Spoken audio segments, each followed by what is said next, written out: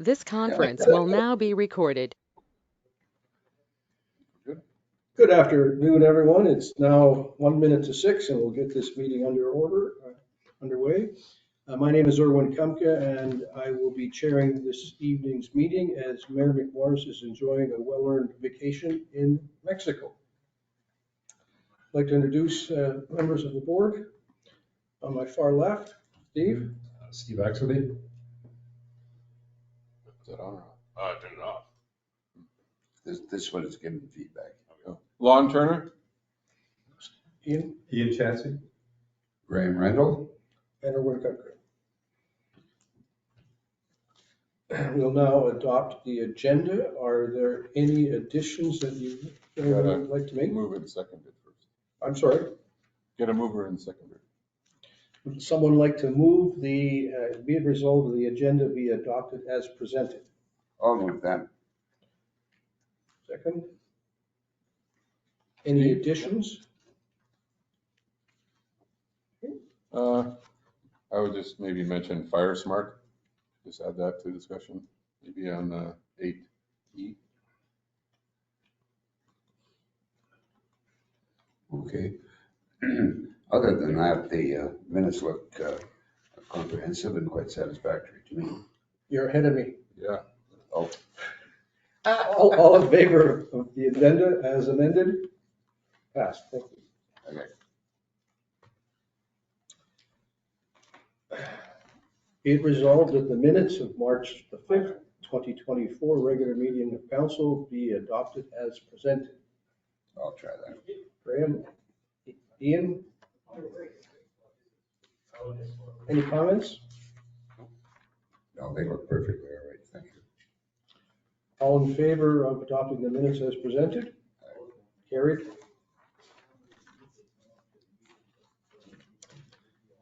Tonight we have a delegation from Sean Taylor, who is going to be commenting on forest management and reforestation. Sean, the mic is all yours.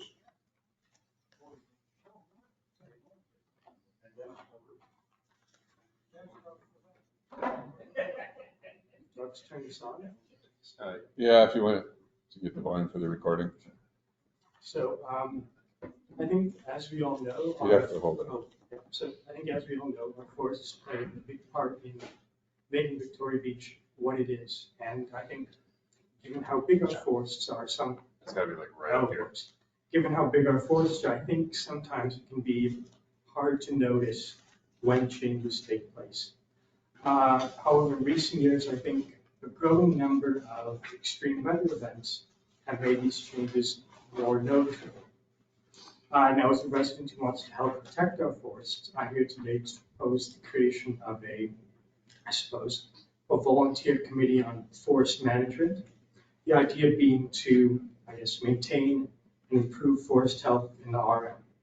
So, in my mind, this volunteer committee would have one main focus, which is working with the RM to identify, monitor, and reforest public areas in need of replenishment.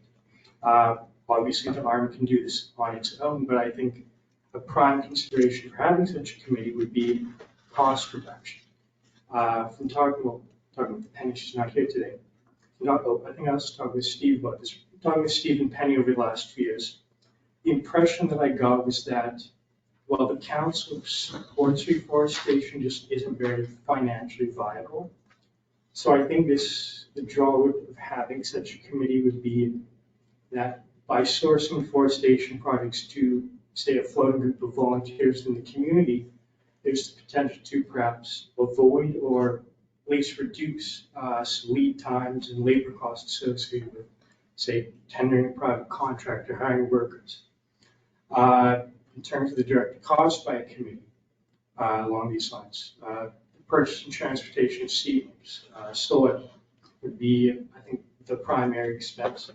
However, if you wanted to, say, minimize private transportation costs, probably wouldn't be that costly. But I think an option would be to either reimburse a portion of volunteer costs, or if it was within the VRA, I think granting temporary travel permits would be an option rather than, say, requiring someone to privately transport in the VRA. You could just have someone source it locally and just bring it directly in, that's an option.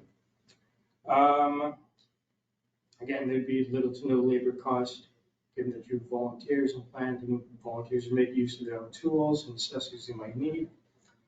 As far as structuring goes, I think as well as myself, ideally there might be 1 or 2 representatives from each community, which is, I think there's 7, it's either 7 or 8 communities who have their own RM, isn't it? Something like that. Anyways, yeah, so I realize this might be like quite a few people to coordinate, but I do think it's quite important that you have everyone's voices on like particular projects, given that, of course, reforestation concerns everyone in the community.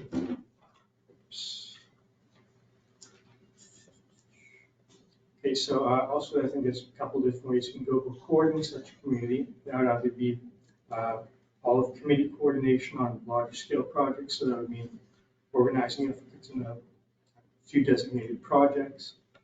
But you could have individuation of representatives, so I guess volunteers working within their own community and dividing up labor that way. Now, with regard to the projects themselves, I already have a GIS dashboard identifying about 20 different planning areas, largely in the VRA. However, with volunteers, my hope would be to have a publicly available dashboard for all communities in the RM. But I guess you probably make no sense of this, the GIS. Anyways. So yeah, my hope would ultimately be to have something like this account for the whole RM. But like even with the basic dashboard list, volunteers could catalog and monitor individual planting sites. They could track specific data points, vegetation type, soil moisture, soil acidity.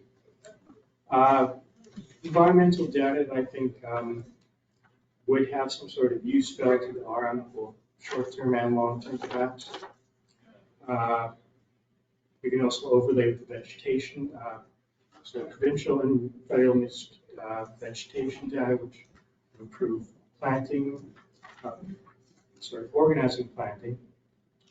Yeah, I guess that's all I have. Anyways, yep, thanks for listening. In general, I just think protecting our forests is a pretty big deal, pretty important. And I think having everyone's involvement, especially from all the communities, is essential to going forward with something, with a project like this. So hopefully, I don't know how the council feels on this, but hopefully something could be worked out along those lines. That'd be great. Thank you. Any councilors have comments or questions? Yeah, I've got a couple right off the top. One, could you arrange for this to be emailed to all councilors? Yep. And I'd like to thank John for his presentation. It's well thought out. I very much like the idea, particularly the idea of the general public, our stakeholders being involved along with council. For council to attempt to do it on its own just doesn't feel quite right. Community involvement and engagement. Do you see that would also include the planting of vegetation? Oh, yes, of course. Okay. I was just going to say that the planting would be, Use the mic. the planting would be within the community, so community members, yes. Well, I like that very much. Just an observation. Back in the olden days, there used to be provincially funded and some federally sponsored nurseries throughout the province where you could go and get a zillion trees if you were a viable entity. I can't find anybody like that anymore. Are we going to have to buy on the retail market every last damn tree? Or Steve, what have you got to add to that? Ian was next. Oh, I'm sorry. Sorry. Yeah, I thought it was a good presentation as well, and I certainly like your enthusiasm towards reforesting the restricted area and maybe other areas as well. I was just curious, is there an area that you would start with? Like you've got a whole map there, but is there one area that in particular you sort of like? I guess you saw the map. I saw the map, yeah. Okay, well, I think. What would be the first area that you focus on? Well, I think depending on how you split it up, if you wanted to like I said, like there's two options, like either everyone work on something, you have a bunch of different groups working on different things. So I think if you had just one big group working on a bunch of things, I think you could look towards perhaps the less forested areas on Tia Road that aren't private. There are quite a few big open areas that could be reforested over there. There's also some areas on 59 that are public that could be reforested. No, sorry, not 59. Thinking of the other one. We'd also look towards Oh, like 504, yes, heading north, I mean? 504, sorry. Yeah, okay. Victoria Boulevard, that's another place. Just a follow-up question then. Have you talked to anybody else? Does anybody else want to join the committee that you've heard of? I could canvas from the VBCO, and I think I get quite a few people who are willing to do that. Yeah, I think you would too. Yeah. Steve? So, like, there's sort of already been somewhat, well, a decent amount of interest in terms of seating along the bank. And so that's really where this can start. It sort of depends as to what we're talking about, because there's two different ways that we can reforest. One would be the actual planting of trees and shrubs. The other would be to seed. So depending on what we're talking about, then that changes the game entirely, because seeds are beyond cheap, but actually getting trees is an entirely different thing. And at that point, you're talking about how much money are we going to throw at this? Because every year we could set aside maybe like $1,000 for seeds. And I mean, there are a lot of people who would jump at the chance. I don't see soil being that much of an expense, because if you're doing seeds specifically, then we can go into the lake and get some of that muck off the ground and basically just have it.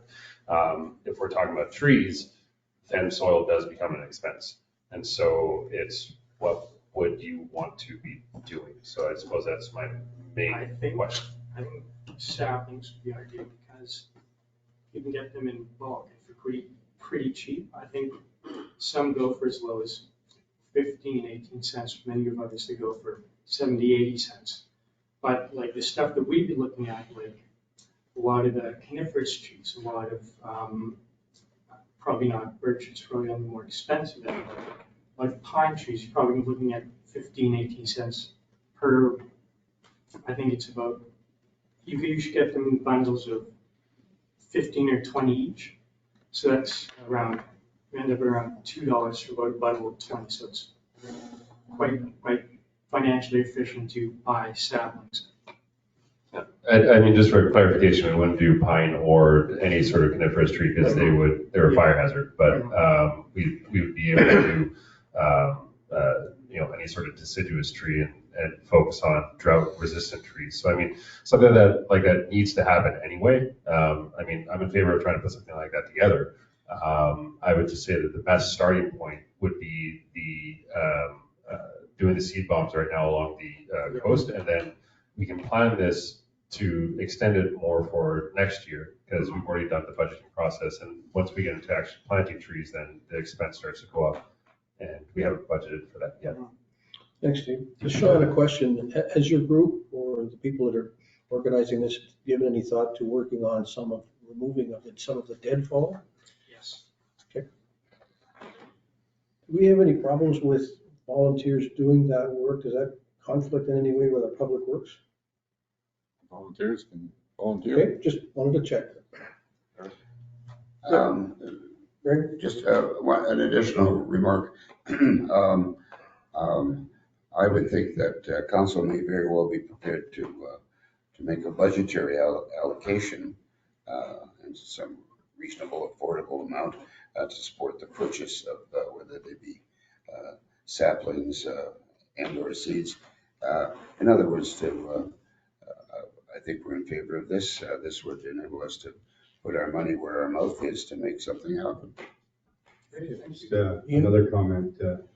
I used to work for MTS, and then they organized a big reforestation over where they have their site. And I remember I didn't actually go, but there was at least 100 from the company that came up and planted trees. So something else to consider, tap on MTS's door or one of the other big companies that are up here, get them involved, and then they get their employees to come up and get a day off and help to as volunteers. So I'm sure they would do that if they had the tools. They might even chip in some money. I actually helped MTS do some reforesting by the White Shell on that. Found that to be quite enjoyable. Good. Well, thank you, Sean. Very good presentation. Thank you. Being as I'm a rookie at this, I've only done it once before. I made a mistake. I forgot to acknowledge.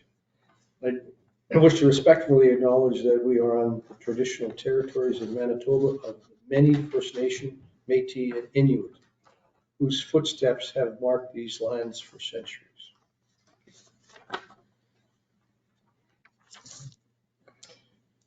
Okay, now we get into committee reports. And the first one being from Public Works. And our mayor forwarded this on to me. Regular Monday door-to-door garbage pickup at Easter will be on Tuesday, April the 3rd. Normally, the transfer station would be closed on Tuesday, but because of Easter Monday falling, that's a statutory holiday, so we're going to open the transfer station on the Tuesday. Mike will be happy. Mike will be happy. Our garbage and recycling area will be closed Good Friday, but open on Saturday, Sunday, and Monday, Easter Monday. Remainder for those coming out in the winter, windrows will be removed by request with 48 hours notice required. And please call Public Works office at 756-2286 to arrange for that. Road maintenance continues, including plowing, grading, sanding, and hauling snow, and removing windrows on request. Regular maintenance and startup procedures will soon be starting at the VB water treatment plant and the Albert Beach pump house. Steaming of culverts has already begun. The weather, as we all know, is presenting a lot of challenges this year. Preventive maintenance is ongoing on all municipal equipment. And as always, e-service requests can be made from the RM of Victoria Beach website.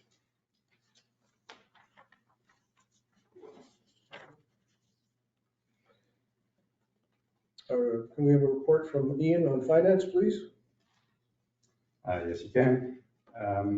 Revenue year-to-date for, I guess 2013 was $4,822,000.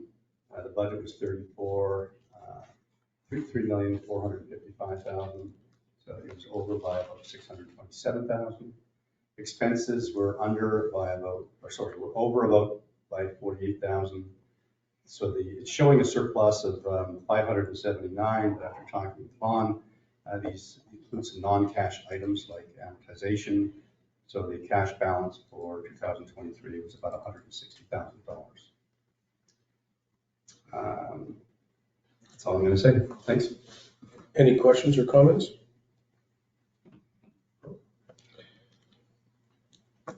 Steve, your report on fire, please. So there are a total of 2 calls out in February. Both calls were of a fire concern. One call was an unintended pile of brush burning in a forested area. There was no danger of this spreading at any time of the year, but shows that people are aware of the fire risks in our area. The second call was for a chimney fire, as the person had a properly installed, as this person had a properly installed chimney, the fire was contained to the chimney. The owner of the property was directed to have the chimney inspected before continuing to use. Oh, by the way, I almost had a chimney fire, so yeah, check your creosote. The fire department continues to train and maintain their equipment and gear. They have been making ready for predicted high risk fire season. Other concerns that they've been preparing for is electric powered equipment fires. Lithium power is used for cell phones, tablets, computers, power hand tools, bicycles, and other mobility devices. And the fire department is only concerned of how to put out those fires. Sorry, I lost my place here. Um, do-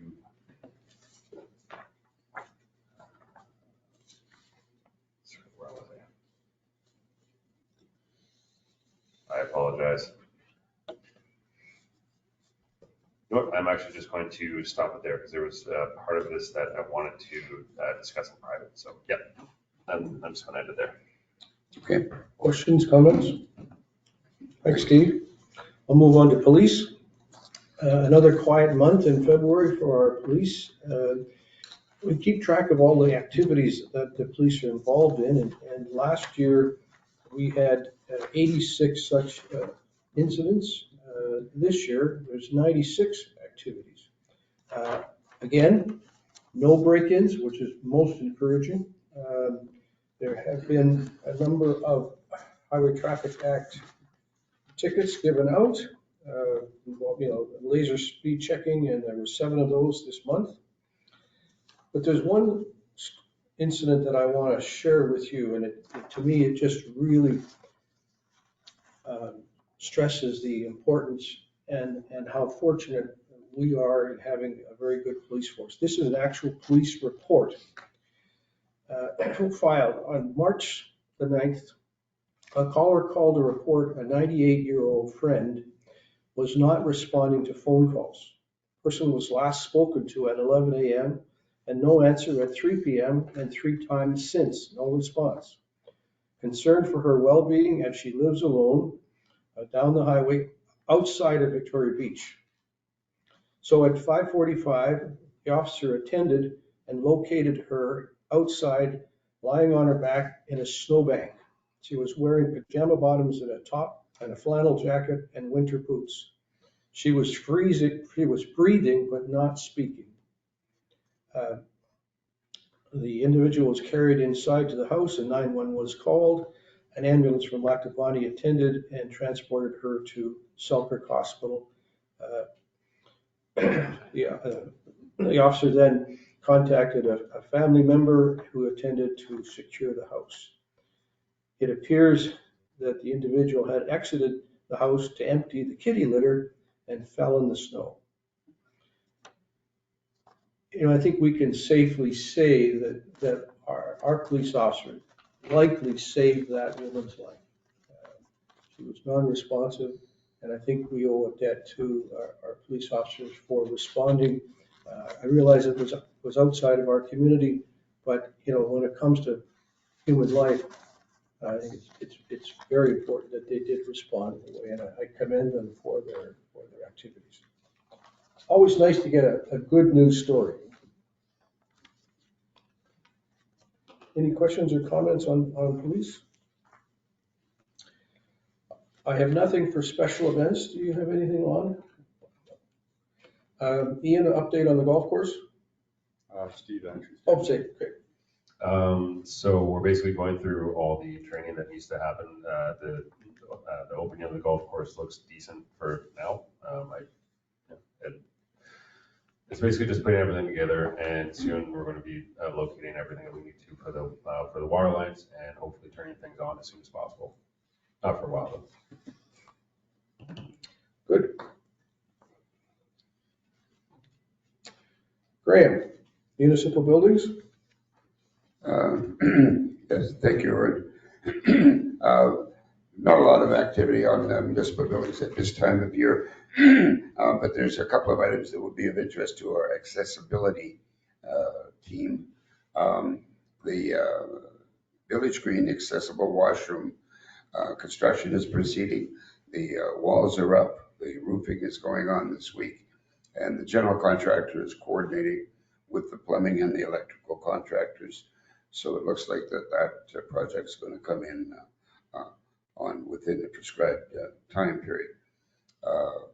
Secondly, at the golf course, a contractor has been engaged to install approved accessible handrails on the new ramp that was put up at the golf course last fall. So there's 2 important pieces of the puzzle that are coming along nicely, and that pretty well covers the municipal buildings, except for the extent to which all of our stairs are included within the municipal buildings portfolio. You're all aware that there's a request for quotation out to do all the required stair and landing work at King Edward and Alexander and at Connaught.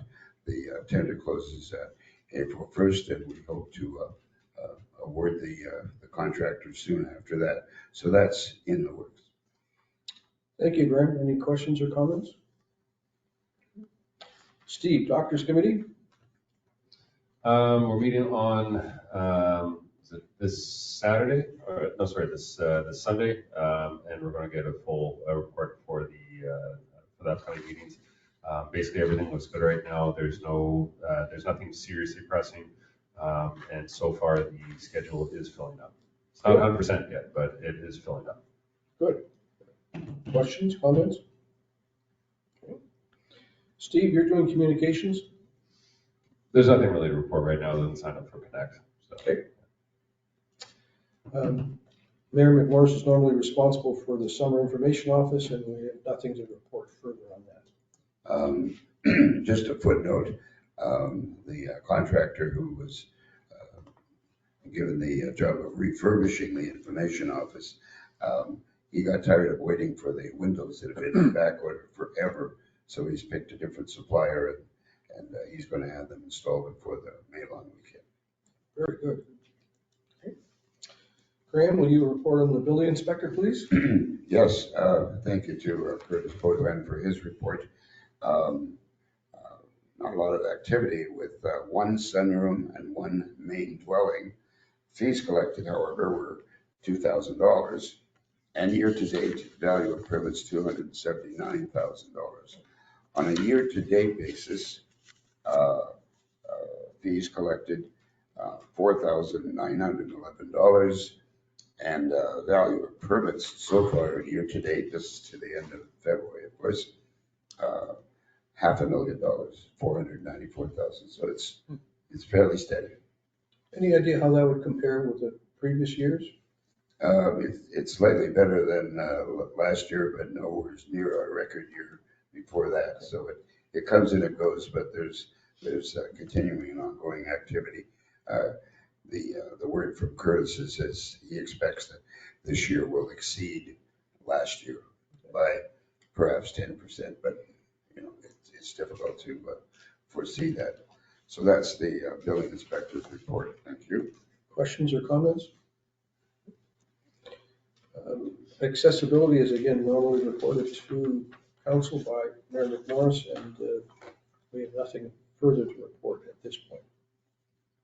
Heritage, Steve? We weren't doing heritage, so we're moving on to trails now. Because I thought we moved on from heritage only because there was the museum and everything. So. Want me to remove it then? Yeah, I thought that we discussed it. We could have. Okay.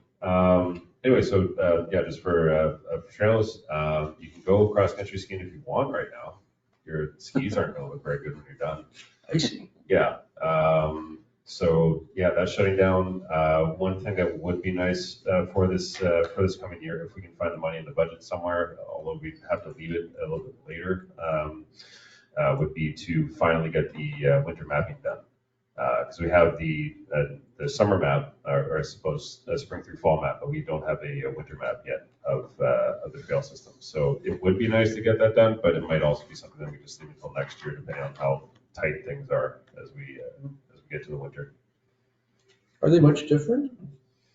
Yeah, you have. So right now we have an agreement with the cross country skiers. There's also certain trails that are open and closed, and so if you have that winter map, then you can just identify on there a little bit easier. And then there's also the discussion that we're going to have about moving one trail over a little bit because the gravel pits is starting to encroach on it a little bit. That's not something that has to happen immediately, but it is probably going to come up this year as to where we want to go. And so if we map that out this year, then we can get it done and also update both at the same time. Thank you.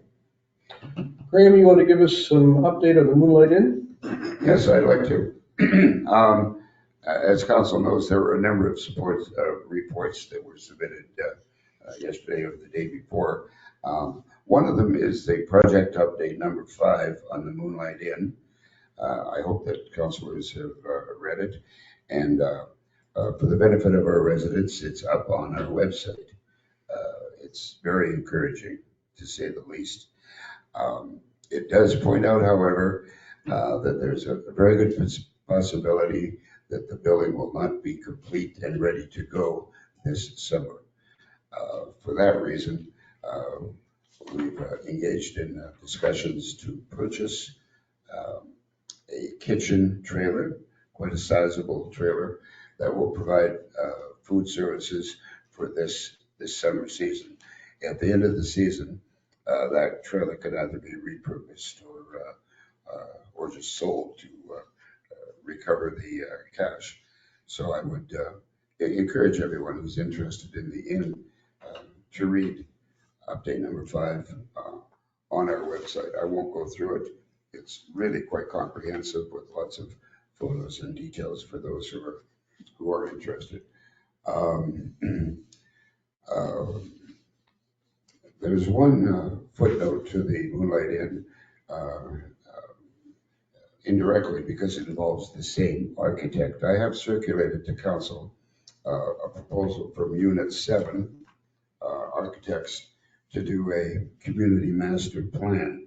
This has to do with the land planning discussion we had quite a few weeks ago. I initiated, with council's permission, discussions with Unit 7. So he has submitted his proposal to do a land planning project for us so we can get a better handle as to how all the various structures will relate to each other: traffic flow, safety, efficiency. It covers all of the RM holdings. Council will want to study this. The fixed fee that he's quoted is really quite reasonable.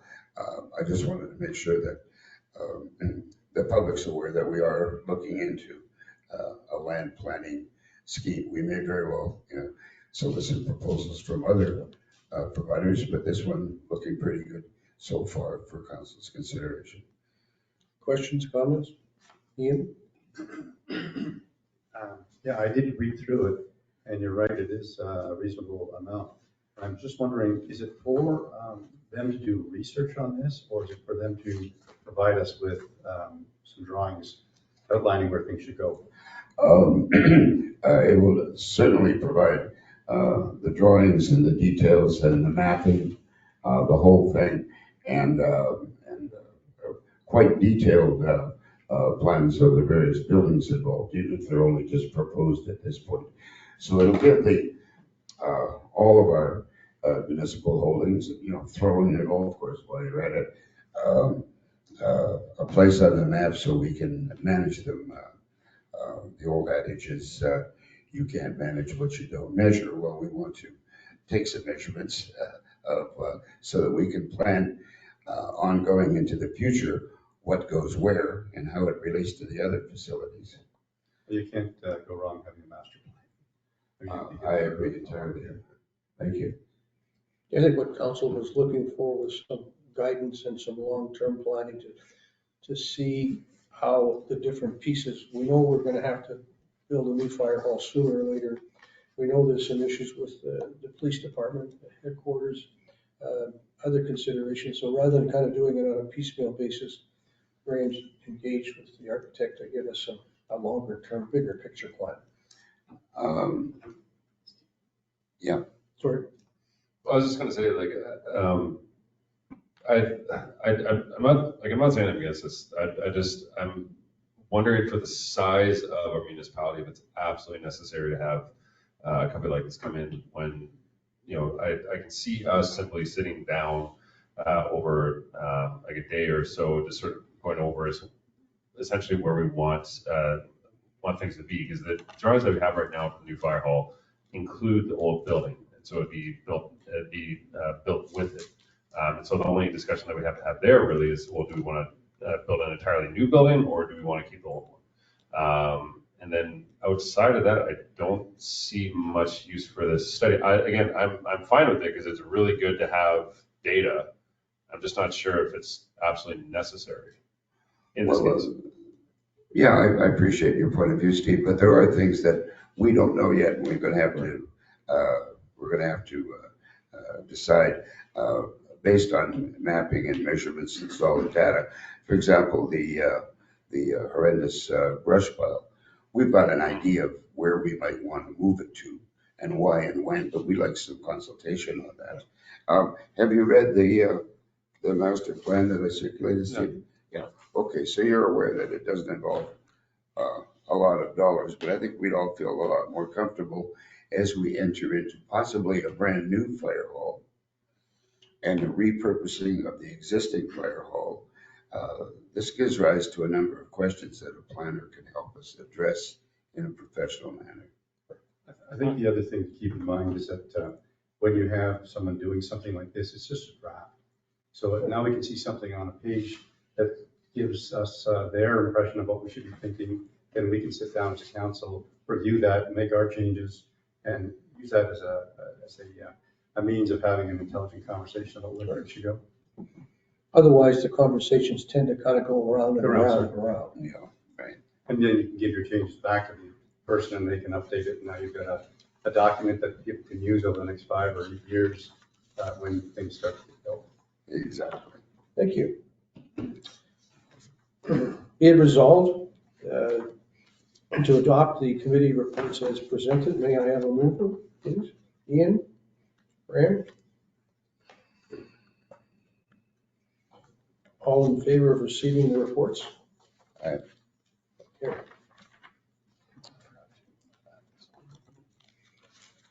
We'll move on to Council and Finance. Be resolved that the list of accounts be approved for payment. Check numbers 12065 to 12113 in the amount of $269,496.96. Credit card charges in the amount of $3,708.70. And wire transfers in the amount of $11,185.60 for a total of $284,391.26. May I have a move, please? Ian, and a seconder? Steve? Ian, do you have some comments, please? Sure, I'll just highlight a few things. As you mentioned, the accounts payable is $269,496. It's will be checks. Of that, there was $160,000 of that were sort of the bigger items. We bought a brush cutter for $29,236. We've got income tax payable and a pension plan, EI, that sort of thing, around $29,000. Moonlight Inn was $78,000, but that's not cash outlay. That's just for accounting purposes. Hydro was $7,000. We hired an engineer to keep an eye on the construction that's going on over Rockford Edmond. That was $44,000. And then we've got your emergency consulting at $5,000. Questions, comments, please? Also, Ian, I noted that there's a check to buy the Jaws of Life, which is very important acquisition. Wire transfer. Yeah. I overlooked that one. Well, that's because it was a wire transfer.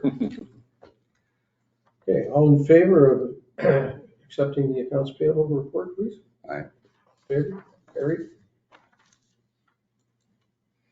Now we'll move into point number 7, business arising from the previous meetings.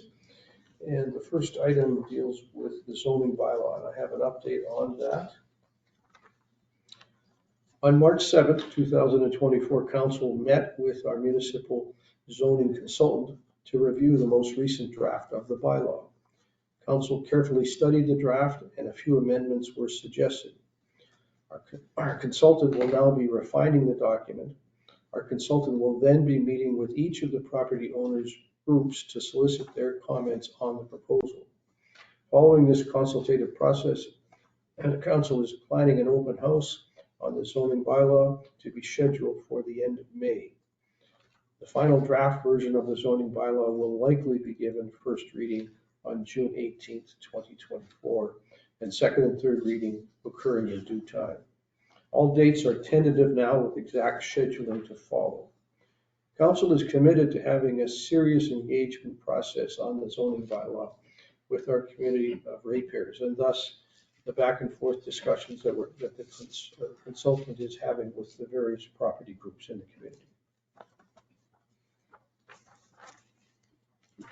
Any questions or comments? I don't know if you mentioned the public hearing, August 6th.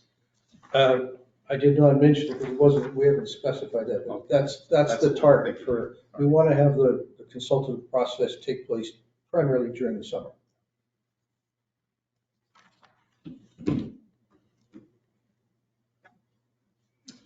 Next item is the Shoreline Advisory Committee, and again, I have some comments on that. Council has now been tasked with finding members for our community who might be interested in being part of a committee to advise council on shoreline management. The terms of reference for the committee provides for representation from all of the various areas of our community. We will be looking for people who have had experience serving on a voluntary community-oriented advisory committee. I've been selected by council to serve as the non-voting member of the committee to represent council on the committee. We will also be retaining a geotechnical engineer to be a non-voting member of the committee as well. If you're interested in serving on the Shoreline Advisory Committee, please contact me to express your interest. Questions, comments?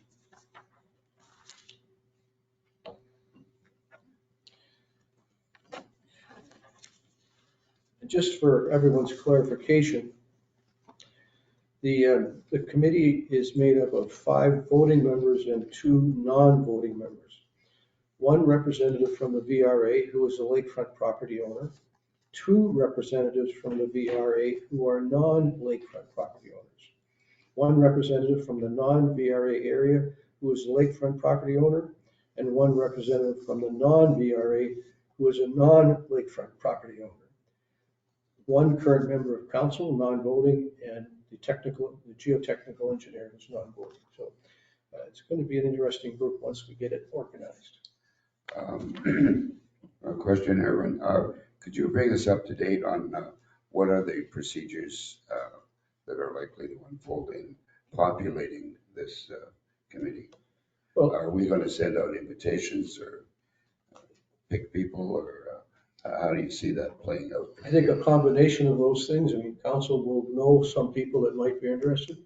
There are individuals out there who might be wanting to come forward and be a part of.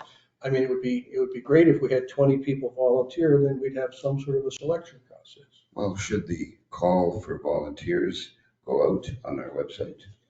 Good idea. Now or soon? Lon? Sure, whatever. Okay. Thank you, Greg. Right. Okay. Next item, point number 8, new business.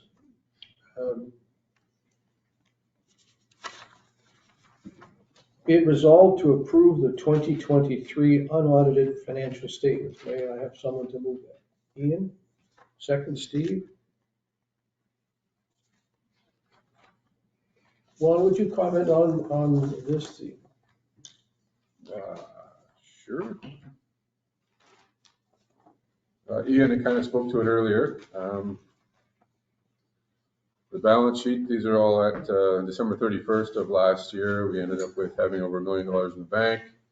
We have the deposit of that donation to go towards the Moonlight Inn. We still had over $250,000 left for that. Taxes on roll that were outstanding was $238,000. Then we just typical assets. What do we have for payables? Our reserve fund at the end of the year, we had $454,000 in the general reserve, $146,000 in the BB water utility reserve, $8,800 in the Albert Beach utility water reserve, medical reserve fund, $9,500, capital development reserve fund, $63,900, golf course reserve, we still have $3,200 left in there, gas tax, It's at 21,000, but there's another 12,000 that needs to be deposited. We hadn't received the money from the government yet. So that'll go in there pretty soon, or I think it went in there already, sorry. The equipment reserve is at $257,600. We still owe a little bit of money for the school, school taxes, and that was it for the balance sheet. There's 10 pages of operating actuals versus budget, but after we made all the adjustments for amortization and capitalization, moving stuff off the expense sheet to the balance sheet, you ended up with an overall net surplus for the year of $579,834. That's kind of your equity position, because a lot of What's our actual operating surplus? the cash surplus, Yeah. the EBITDA kind of thing, Yeah, it was about 168,000. the real money. So we had a lot of extra revenues come in, but as you all remember, there was quite a lot of extra expenses too that we made resolutions for and approved. So this is. To me, overall, it was a fairly positive year financially. We made a lot of good investments. Is this ready now to go to the auditors? That's after you make the resolution to approve it. Yeah, that's the way we're doing. All in favor of the motion to accept the unaudited financial statements for 2023? Aye. All in favor? Carried. Point number B, we have a resolution dealing with seasonal structures, whereas certain municipal buildings within the RM have traditionally been designated seasonal structures, exempting them from certain building code provisions that pertain to year-round structures. Therefore, be it resolved that the following buildings be subject to seasonal provisions within the Manitoba Building Code. The list of buildings are the Moonlight Inn, the bakery, the VB store, the parking lot building, the golf course clubhouse, the information office, and the Village Green washroom. And may I add one more building, the Albert Beach washroom. Can I have Yes, someone to move that motion, please? Steve and Ian, comments, questions? other buildings will be added as and when they apply. So let's throw in the Pure Point Potty as well. Oh, of course we forgot about that. Is that how you want me to call it in the minutes? Airport potty? No, the Pier I like the ring of it. Pier Point Accessibility Washroom. Pure Point Accessibility Washroom. And the intent was that there be a provision within this resolution to add other buildings as and when they pop up.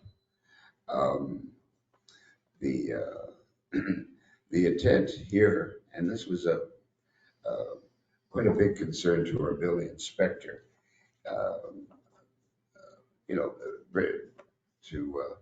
touching on the what's going on at the Moonlight Inn. He's very concerned that someone might come to him with applying for a permit to build a house, a building, a cottage, or whatever, and he wants it to be a seasonal structure. And we can't do that. We don't want to do that. So this will block that. There's a finite and controlled list of buildings that are designated seasonal. That means they don't have to be insulated. They don't have to have a gold-plated HRV system, et cetera, et cetera, et cetera. Keep them simple, keep them manageable, keep them affordable. So that protects us against people who may want to tag their own building on a Me Too basis.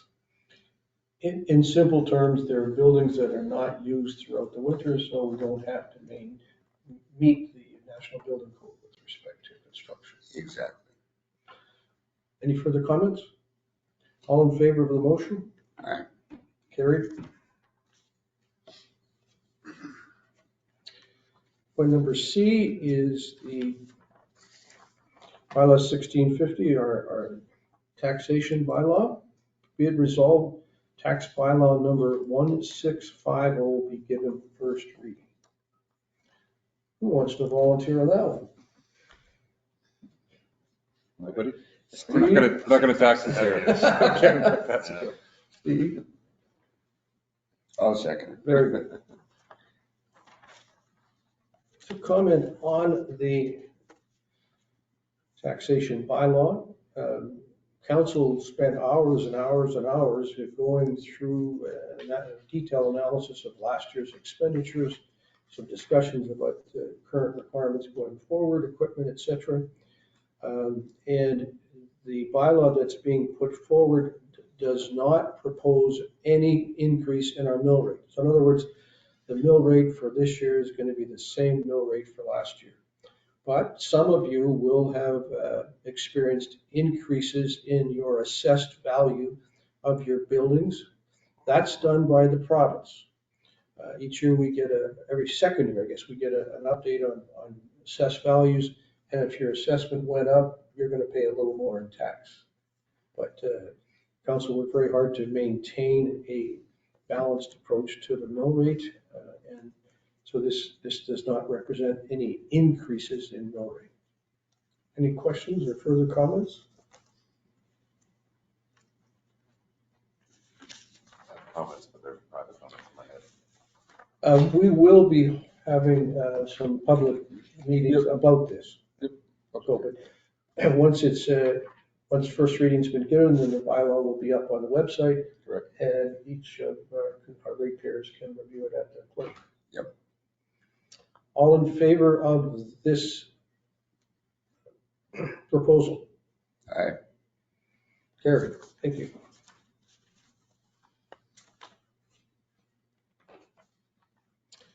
Point number 9, summer employment opportunities. We do have some openings. Pardon? D. Oh, I'm sorry. Curbside. I almost missed the garbage. Pick up. You missed me on that too. No, it didn't look like it. Be it resolved that bylaw number 1649, curbside waste pickup, be given third reading and passed. And this will be a recorded vote, if I'm correct. May call for someone to put forward the motion and second it. Graham? Steve. Oh, Steve is correct. Thank you, Steve. I'll Second, second it. Graham. Any questions or comments? We had actually deferred this for a while to give the public a chance to see it on the website and respond to it. Have we had any response, any input from the general public on this law? Yeah, there was one person that didn't care for it too much. That's the only one We I have saw. a current bylaw in place about littering. If you don't put your garbage out and protect it from wildlife, there is a bylaw that will allow you to, I guess, fine for that. They were kind of hoping that we just kind of stuck with that. But it was only one comment. Yeah. This bylaw will not go into effect till June 1st of 2025.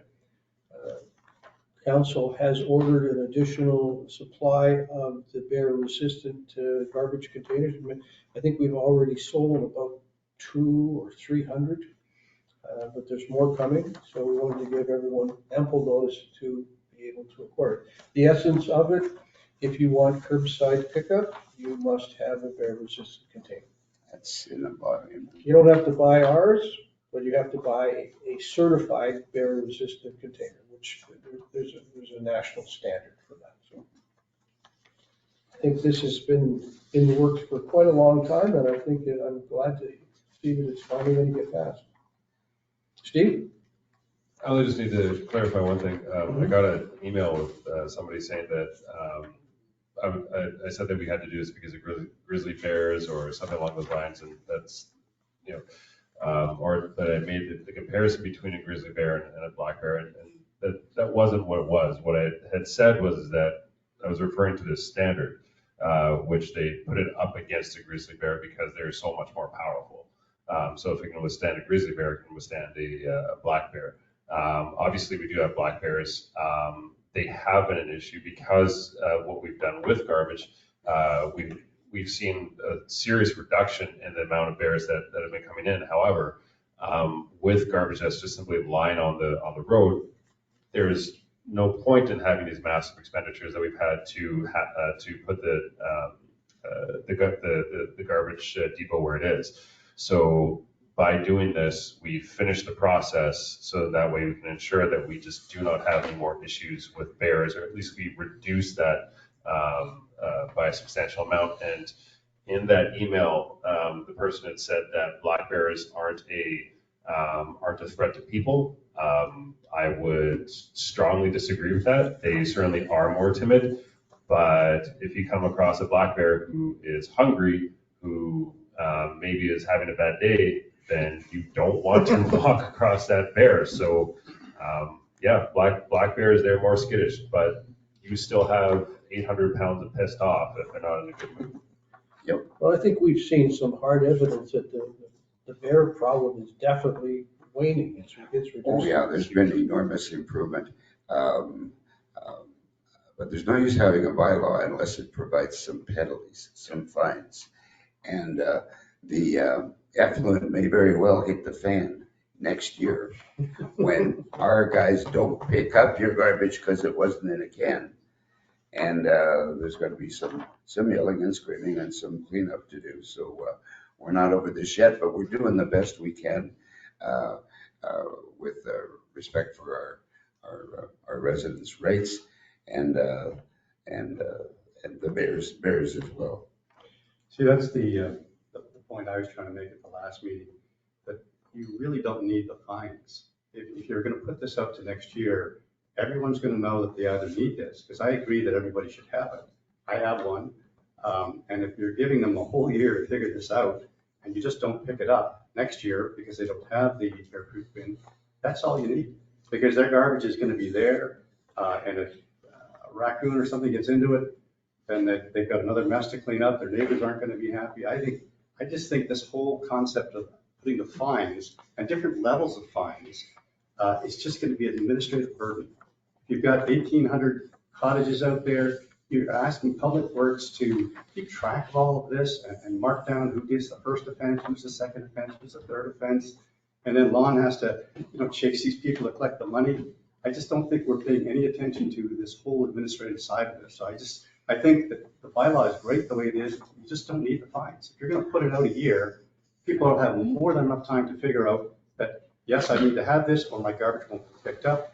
That's all you need to do, just to keep it simple. Well, We have enough things on our plate to do without tracking down somebody that owes $25 for this or $50. But rules without consequences get ignored. But the consequence is that your garbage is going to be picked up. Yeah. It's that simple.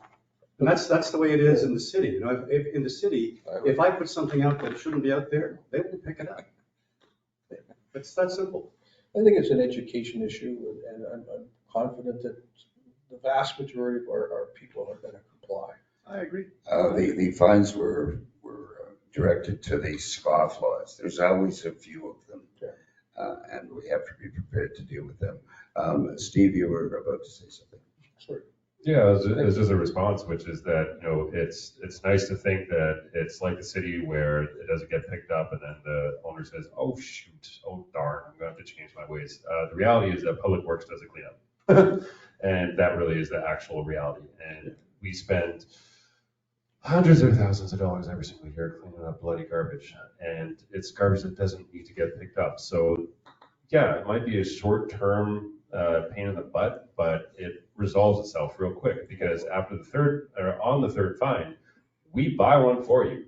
So it's going to get fixed real quick.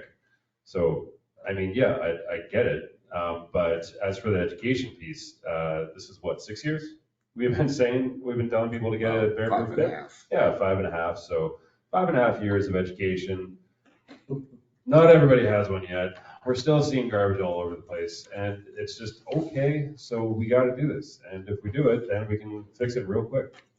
Just to clarify one point, if someone is persistent in not looking after the garbage, and we do buy them a bear-proof resistant garbage can, the cost of that's going to be added onto your taxes. Yes. The bear-resistant can is not free. Right. At the Further discussion? Yeah. Going to call for the motion? Yes. Vote? Please do. All in favor? Aye. Steve? And you're opposed? Okay. How are you voting? I'm in favor. Can I Certainly. Yeah, it was just to add one resolution which I forgot to add earlier. It was just the daylight savings resolution. If you want to draft one up and then we can have it at the next meeting. Oh, you have it? Councillor Axworthy had spoken to me earlier and had mentioned that he wanted to put forward a motion. Whereas the first nation to use daylight saving time was Imperial Germany in 1916 for the purposes of conserving civilian use of coal and oil, so that those resources could be rationed for the first war effort. We got a history course going here. And whereas modern society has made significant technological gains in energy efficiency since World War I that limits societal energy savings during time changes to less than 0.5%, and whereas 125 countries do not practice daylight saving time, and whereas in Canada, there is a 23% increase in traffic accidents following the daylight saving time transition, and has been directly linked to an increase in heart attacks, 29%, ischemic stroke, 8%, pregnancy loss, 15%, and a noticeable increase in suicidal ideation and attempts.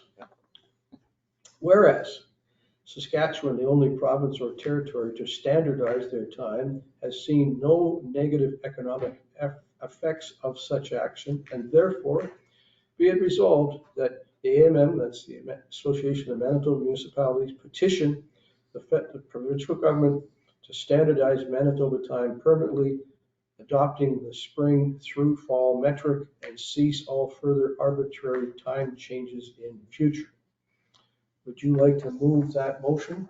Yes, gladly. We have someone who'd like to second it. I'll second it. Any comments or questions?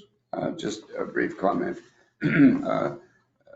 Saskatchewan now exempts itself Have for years. from this bizarre phenomenon. It was in Canada to accommodate the province of Saskatchewan and the farmers that it was first introduced, to give them an extra hour of daylight on their fields. It's no longer relevant. Let's get rid of it. Further comments? Just a personal comment. I have to agree with Steve. The week or so following the shift, your biological clock just gets all messed up. Yep. So we're suggesting that we petition the Association of Manitoba Municipalities to lobby for this change. Yep. Further discussion? Steve?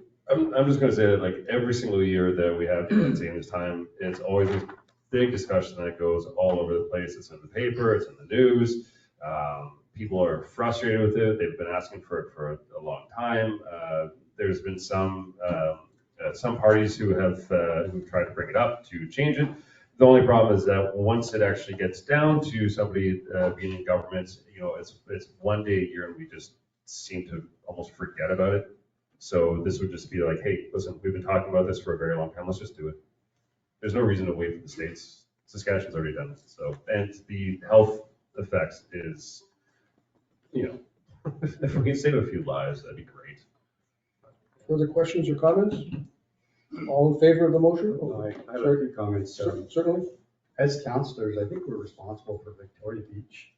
And the idea that you're suggesting that we ask the province to change the time change for the whole province, I'm just trying to understand how it relates to Victoria Beach. Well, we're asking the Association of Manitoba Municipalities to lobby on behalf of, there may be a consensus among other municipalities. I think that's what I'm wondering. Is there anybody else asking for this? Or are we the only ones? I mean, if this got into the paper tomorrow that Victoria Beach wants this, I'd be embarrassed. I actually heard it on the radio today. Somebody was complaining about it. And Well, exactly what. there's no doubt there's discussion about this every year. Lots of discussion. But I'm just saying that the idea that Victoria Beach, as councillors, we're asking the province to change this. If that's front page news tomorrow, I would be embarrassed if I got a call from a reporter saying, this is what you're asking for. Well, I'm not asking for it. So How about the little engine that could? Yeah, it wouldn't be the first time that the RM of Victoria Beach took a leadership goal in an AMM resolution. And the province tends to listen to the AMM. You know, if there's not a consensus amongst a larger number of municipalities, then, you know, the issue will likely die. Yep. But I think I commend Steve for wanting to bring this to AMM's attention and start the discussion. Yes. Steve? I would just say that Victoria Beach tried to bring, and we were extremely successful, a resolution to punish Winnipeg for dumping raw sewage into the lake every year whenever it rained. And we passed it. The province said that they were going to do something under the former administration. They didn't. And we just saw the ramifications of that. But we tried, and we got, I forget what the exact number was, but it was in the high 90s of other municipalities trying to do something. So we did take a very strong leadership role in that one. And unfortunately, the province dropped the ball. The city dropped the ball, but we tried to lead the charge there to actually get something done. This is, you know, we have people every day, like myself, who drive all the way to the city and all the way back. So there's a risk there for exhaustion, people driving off the road. We have an older community. We have an increased risk of heart attacks by 33%. All those health risks affect all of our community. So yeah, like the province should have done it a long time ago. The federal government should have done it a long time ago. But it's just like, guys, can you please just get on this, because it does affect some of our residents. And you know, again, as Erwin rightfully pointed out, if it goes there and people don't vote for it, hey, it falls by the wayside. If it does, maybe we can actually get rid of this thing from Imperial Germany, which has seeped its way over into our life, but it just does not need to be there. Okay. All in favor of the motion? Opposed? Carried. There was one item that I neglected to add in, dealing with FireSmart. Juan, you're going to give us a quick update on that, please? Yeah, this is my beginning of my third year here, and just on the GL and the accounts, there's always been a line item for FireSmart. And just because of the crazy weather we've had, and there was never a FireSmart project in 2022 or 2023. So I just asked our fire chief, considering the moisture level is quite low and the risk of drought this summer is pretty high, and forest fire prevention is kind of high on the agenda for everybody up here. I just asked our fire chief what he thought, if there's anything for a FireSmart project that maybe council should consider working on, maybe the spring before the heat kicks in. And he looked around, he got back to me, and I guess the area out at Scott Point, forgive me, I don't know it. I know where it is. I've never walked through it, so I don't know what I've been through, but I don't remember the details. I thought that would be a good area because it's public property, it's the RM property, and I guess there's the state of the underbrush and trees in that area. But the biggest issue was, I guess it's really hard to access for the fire truck in that area if a fire starts out there. So the fire chief thought that maybe we should, as a council, set Scott Point as kind of a high priority this year and maybe get in there for the early spring to clean it up a little bit. I know fire chief and our public works have been through the area just looking at it, see what they could do in it. They were talking to an arborist or a specialist that would. Mary Morris has been involved heavily in that as well, and I'm sure when she gets back, she'll be updating us on what might happen. Steve? There's one thing that I take very personally, which is when people call me a hypocrite. Although this one, I will take the shot, and you can call me a hypocrite because I used to party on a regular basis when I was young and stupid at Scott Point. And there's a lot of young people, very sorry, who still party out at Scott's Point. I mean, I think that all of us have been down there at some points, and there are fires down there. And yeah, it is a serious fire hazard. So yeah, to all the youth, I'm sorry. A reformed Steve, isn't that interesting? I reformed a long time ago. Yeah, this is your third reformation. I guess the only thing I would ask is, I guess if anybody from the community has any issues or comments or for it, or I believe please send that, them to the office or let us know what you think, or. I believe that our mayor is engaged with residents. Yes. In and around and concerned with that area, so Okay. we're reaching out to the There'll be more community as well. forthcoming, is my. Do we have a budgetary allocation for that? Right. Or it just goes in the bottomless public No, works you bid? had mentioned maybe possibly, in the budget, in the financial plan was around 10,000, I think. All right, so we got money in there to make There's- that. Community, I think, was gonna chip in as well. Yeah, Their I think area, they have in the past too, haven't they? Yeah. Another I project? think they're the ones that brought the thing forward. so They let's, said they were gonna. Yeah, there'll be more help information and put some money. forthcoming. well, talk is cheap, let's do it. That's it for me. Okay, thank you. Okay, correspondence, information, and announcements. We do have some summertime employment opportunities. We're looking for some staff for the information office, for the golf course, for the parking lot. So I would encourage anyone who's interested to contact our CAO, and we'll take it from there. Just How one old do you other. have to be? Like, how young can someone fly? 16. Have to be If 16. you're, yeah, you have to work with an adult or a. My grandkids aren't that age. Couple of years. Just a personal update. Some of you will likely have heard that Ramona Dixon sustained a very serious accident 10 days or 2 weeks ago. She was accidentally run over in a parking lot. Mary McMorris visited her, and I visited her last Thursday.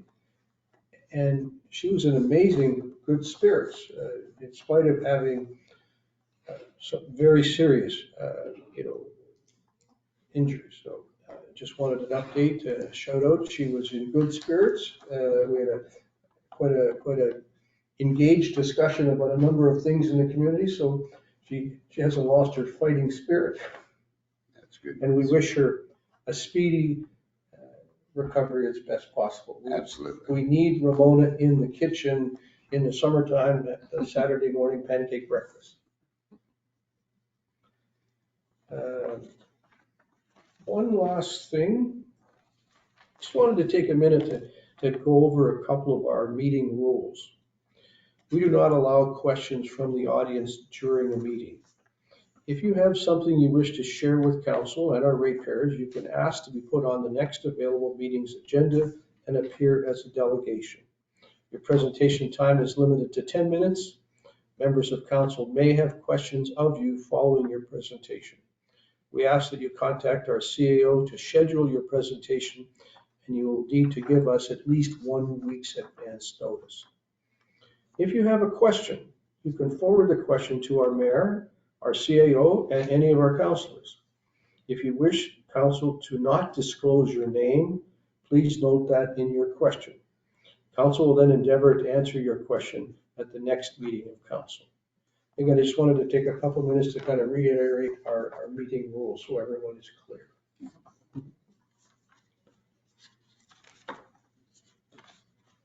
Hearing nothing further, be it resolved that the March 19th regular council meeting be adjourned, and the next meeting will be on Tuesday, April the 2nd, 2024, at 6 p.m. in the Winnipeg office at 2035 Portage Avenue. I'll move that. Second, Ian. All in favor? Aye. Thank you all for your attention. Thank you for your patience with me. And I thank the dozens of people who came out to see us. Yeah, right. You did a very good job, Mr. Deputy Mayor. Thank you.